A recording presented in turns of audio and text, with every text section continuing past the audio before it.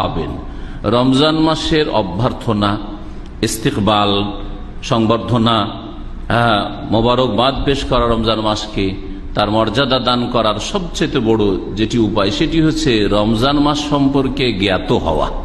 রমজান মাসে যেসব করণীয়, আপনার ওইসব ভালো কাজগুলি করলে, তা ফরজ হোক অথবা সুন্নাত হোক, মুস্তাহাব হোক, নফল ইবাদত বন্দেগী হোক, সব রকমের ইবাদত বন্দেগী রমজান মাসে রয়েছে, সেগুলি করলে আপনার দুনিয়া আখেরাত সুন্দর হয়ে যাবে।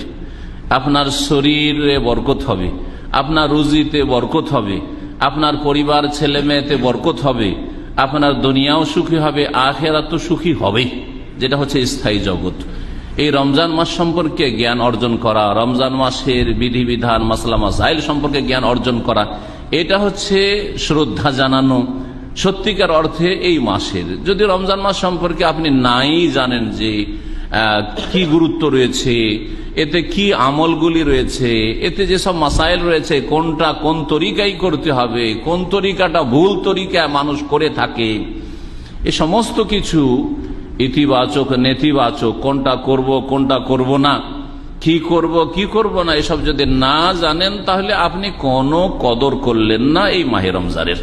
আল্লাহ রাব্বুল আলামিন যেন এই রমজান মাস এবং তার সিয়াম, রোজা, কিয়াম, তারাবি এবং অন্যান্য যে সমস্ত বিষয় রয়েছে সব বিষয় সম্পর্কে ইলম হাসিল করার তৌফিক দান করেন। কারণ আমল করার আগে, রোজা রাখার আগে রোজার মাসাইল জানতে হবে, তারাবি পড়ার আগে তারাবির মাসাইল জানতে হবে, সাহরি খাওয়ার আগে সাহরির মাসাইল, সহুরের মাসাইল জানতে হবে। সহুর খাচ্ছেন, রোজার নিয়ত পড়ছেন, আপনি ভুল কাজ করছেন, আপনি রোজাকে বরবাদ করে দিচ্ছেন। শুধু একটি উদাহরণ দিলাম, এইরকম মেলা উদাহরণ হতে পারে যেগুলি করা চলবে না, আপনি করছেন, যার ফলে আপনার রোজাটাকে বরবাদ করে ফেলছেন। তারাবি পড়ছেন, নাওয়াইতো দিয়ে তারাবি পড়ছেন, আপনার তারাবিটাকে বরবাদ করে দিচ্ছেন। মান আমিলা আমালান লাইসা আলাইহি আমরুনা ফাহুয়া রাদ্দুন।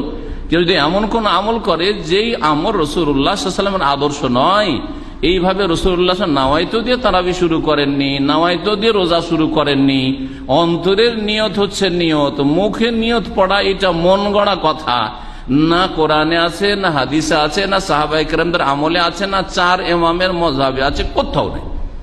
তারপরেও গায়ের জ্বলে বাপদাদা করে এসছে, মুরব্বীর বুজরুগিরা বিদাতি বহুমুল্লারা করে এসছে, আপনারা তাদেরকে আদর্শ মনে করছেন, ভুল পথে আছেন। চোখ খুলেন, দিল খুলেন এবং জানার চেষ্টা করেন, না হলে বড়ই লাঞ্ছিত হইতে হবে, অপদস্থ হইতে হবে এবং তখন বড় আক্ষেপ করতে হবে যে এত আমল করলাম, তারাবি এত পড়লাম, আর রোজা এত রাখলাম এত বছর ধরে, আর এত লাইলাতুল কাদার করলাম, এত এই করলাম সেই করলাম, শেষখানে ওয়াল্লাযীনা কাফারু আমালুহুম কাসারাব। যেমন কাফেরদের আমল মরিচিকার মতো, তেমন বেদাতীদের আমল হচ্ছে ফাহুয়া রাদ্দুন, প্রত্যাখ্যাত। রাসূলুল্লাহ সাল্লাল্লাহু আলাইহি ওয়াসাল্লামের তরিকায় যদি আপনার সিয়াম, কিয়াম, ইতিকাফ, লাইলাতুল কাদার ইত্যাদি যদি না হয়, ফরজ নফল সবগুলি হইতে হবে কার তরিকায়? রাসূলুল্লাহ সাল্লাল্লাহু আলাইহি ওয়াসাল্লামের তরিকায়। তো আপনি এমন ক্ষতিগ্রস্ত যে আপনার মতো ক্ষতিগ্রস্ত কেউ নাই। মেহনত করেও পারিশ্রমিক পেলেন না, ডিউটি করেও বেতন পেলেন না। আল্লাহ পাক আমাদের সকলকে যেন রাসূলুল্লাহ সাল্লাল্লাহু আলাইহি ওয়াসাল্লামের তরিকার দিকে হেদায়েত দান করেন। কার দিকে ডাকছি? কোনো ইখতিলাফ আছে যে নবীর তরিকায় চলবো?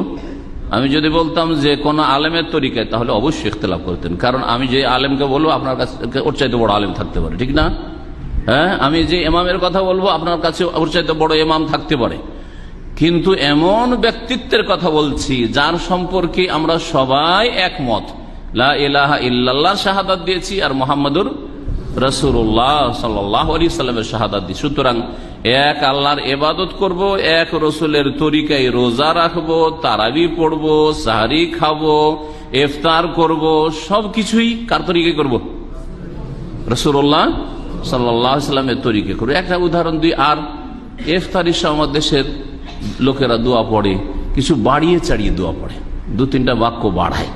এক তো হাদিসটাই প্রথম যেটা আসল আছে সেটাই দুর্বল, দোয়ার ইফতারির দোয়া, তার সহিটা মোটেই মুখস্থ নেই, আর ওই জয়ীফটা মুখস্থ আছে, তাতে আরো দুটা বাক্য অতিরিক্ত বাড়িয়ে মন গড়া দোয়া করে।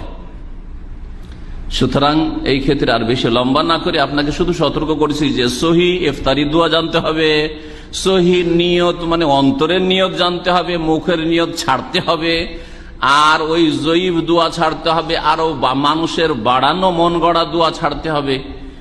এই দুটি কথার ইঙ্গিতের মাধ্যমে আমি আশা করি আপনাদেরকে বুঝাতে পেরেছি যে আপনারা এই রমজান মাসের মাসাইল সম্পর্কে জ্ঞান অর্জন করুন। এটা হচ্ছে সবচেয়ে বড় রমজানের মর্যাদা দেওয়া।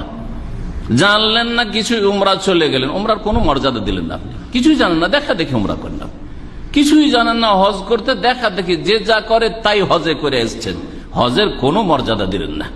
নামাজের মাসলা মাসাইল কিছুই জানেন না, সবাই যেভাবে নামাজ, একবার ডান দিয়ে দেখেন, একবার বামে দেখেন, যে যা করছে ওইভাবে নামাজ পড়েন। বেনামাজিদের এক শ্রেণীর নামাজ এরকম ছোটকালে দেখেছি, জীবনেও নামাজ পড়ে, বিয়ে করতে এসে নামাজ পড়ছে, তখন একবার এদিকে তাকে কি যে করবো, তারপরে কয় রাকাত যে পড়তে হবে তাও জানে না। তো আপনি এই নামাজের মর্যাদা দিলেন না, এই হজের মর্যাদা দিলেন না, এই রোজার মর্যাদা দিলেন না, এই রমজানের মর্যাদা দিলেন। আল্লাহ পাক আমাদের সকলকে যেন হেদায়েত নসিব করেন এবং হেদায়েতের উপর ইস্তিকামা, অটলতা দান করেন।